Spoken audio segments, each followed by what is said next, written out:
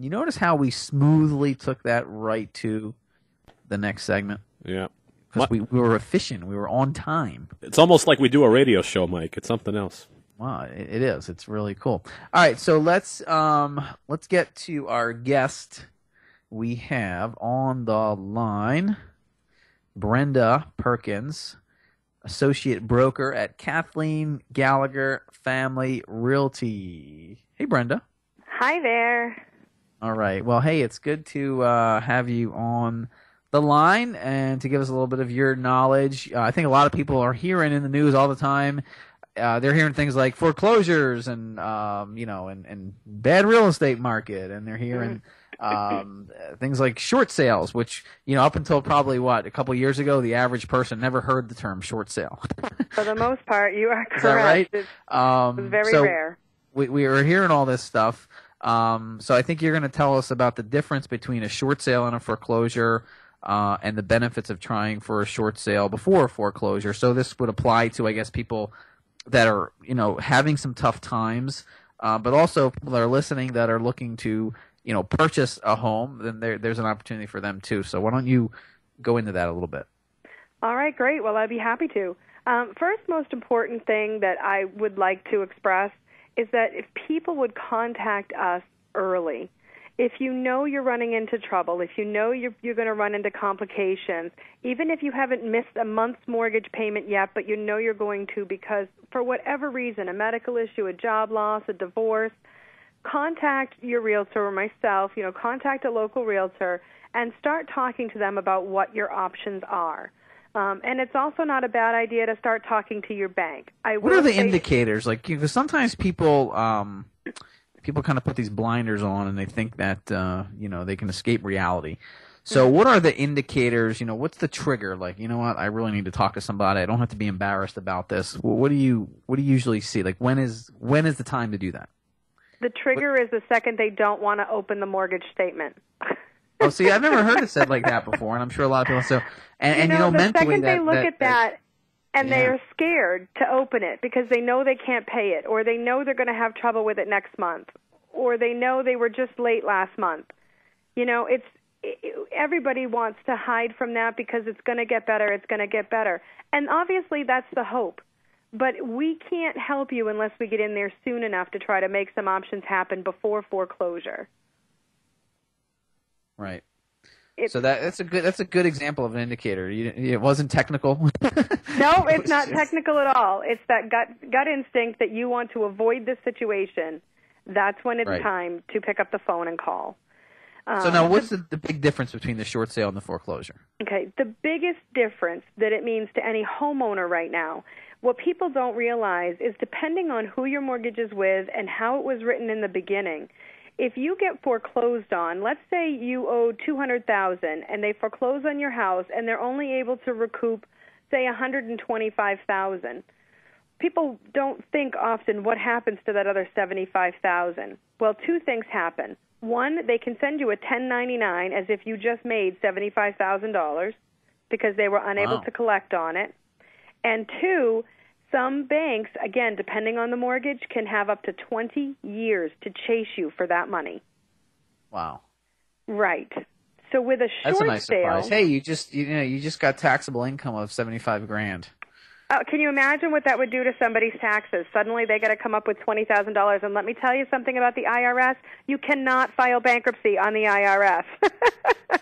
So what they do is the bank is really just saying, all right, we're not getting this, but you know what? We're going to make this painful for you. I mean, that's the bare bones reality, isn't it? That absolutely is. Somehow it's still going to come back to haunt you. So don't think that. No, it's interesting too. Tell me what you think about this. I would think that, if people knew that ahead of time, they'd be less likely to walk away from their house. Just kind of walk away. Because you heard that story too. People are just walking away. But if they knew that they were going to get a 1099 in the mail and they're going to end up now being in hot water to the IRS, they'd be less likely to walk away. Is that the reason why? And then what does a bank do to communicate that up front? I don't know that they necessarily do. I mean, I'm sure somewhere in the documentation, somewhere in the, the laws, it's written. But I don't think it's really expressed to people that they understand that that's a complication, especially people that trash a property before they walk away. I know you're angry at the bank. I know you can be angry at life situations, but don't make it any worse than it already is. The more damage to the property, the less money they sell it for, the more they can either chase you for or send you a 1099 for. And I don't think people realize that. It's an emotional issue, unfortunately. It is. It really is. So how do you work with buyers and sellers when it comes to the short sale and the foreclosure process? Okay. Well, the important thing to understand about a short sale is, let's say in that same scenario, you owe $200,000 and we can only sell it for $125,000. Now what we're trying to do is go to your bank that has the mortgage and ask them to forgive that $75,000 difference. If we can get them to forgive that difference for whatever your circumstances are that you're going through — I've had them be divorces, I've had them be medical issues, I've had them be job losses, whatever that situation is, we then go to the bank, we try to get an approval to sell it for less that money and get them to forgive that difference. They still have the ability to send you a 1099, but right now, through 2012, there is a law in place where you can apply to the IRS to be forgiven that tax situation that you would end up in because of the short sale. So here's what you're doing. What you're doing for people is you're educating them. I mean, anybody who's listening to this, who's has any kind of challenge or knows somebody who's a challenge, Brenda just gave you information that could really make your life a whole lot easier. And I hope people recognize that. I hope so too. Because ignorance is just no excuse. Unfortunately, it's not. We'd love to turn our blinders on and, tomorrow's going to be a better day, and that's the hope. But if you know you need to face this situation and you let me help you do that, we can try to get you out of that situation so tomorrow will be a brighter day. It affects your credit less to do a short sale than a foreclosure. It's less tax ramifications. It's less chasing because we're going to try to get that forgiven. And there always is still a possibility of a bankruptcy, but you would want to do that after the short sale, not during, because it can stall the process a lot. You'll end up losing the buyer and possibly end up in foreclosure anyway. Right. There is a method to the madness. It's not an easy process, but I'll tell you what, Mike, I love helping people try to get out of this situation because I've been in a similar situation or close to it. I know what it feels like. I've done this for 16 years, and I know people are struggling right now, and they don't need to be embarrassed. They're not alone. The key is you're a friendly voice and a friendly face in all of this. That's what you can offer people. Absolutely. Talking to the banks over the phone, for them, they talk to a different person every time. They get no good communication. Information gets lost. It's hard to keep track of. When you turn it over to the realtor, you don't deal with any of it. I do. Yeah. I work with a third-party company sometimes, or sometimes I just handle the whole situation directly myself, and we deal with your bank. You don't have to take care of it. We're going to ask you for paperwork. We're going to need a lot of information, and we're going to need a heartfelt letter of why you're in this situation. And it positions you so much better when you are working with a professional. So we're running short on time. So a couple things we got to do real quick, and we got to keep the answers fast. Okay. We hear the real estate news, because I usually most of my news comes from the business news comes from the business section of USA Today, or checking out some of the business sections in the Journal. And there's always, more building permits, and then the next one is, sales revised. So real quick, your prediction on the spring market. We've already, because we've had such a lack of snow this year, we're already cranked up for spring. The market has been. As I see some flurries outside my window. Yeah, I know. We're going to get buried today and tomorrow, but before that, we've already seen the market pick up. We've had a tremendous, late winter come in.